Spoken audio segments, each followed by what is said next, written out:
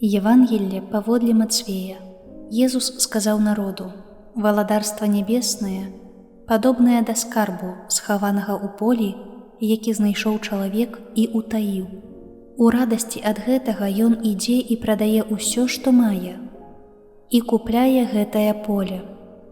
Яшчэ валадарства нябеснае, падобнае да купца, які шукае прыгожых пярлін. Знайшоўшы адну каштоўную пярліну, ён ідзе і прадае ўсё, што мае, і купляе яе. Валадарства нябеснае падобнае таксама да закінутага ў мора нерата, што збірае рыбу усялякага віду.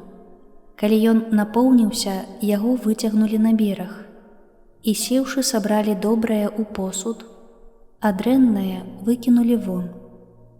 Так будзе пры сканчэнні свету.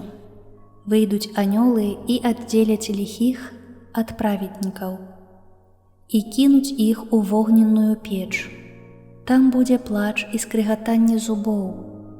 Ці зразумелі вы ўсё гэта?» Яны адказалі яму: «Так». Ён жа сказаў ім: «Вось чаму усялякі кніжнік, навучаны пра валадарства нябеснае, падобны да гаспадара, які вымае са скарбніцы сваёй новае і старое».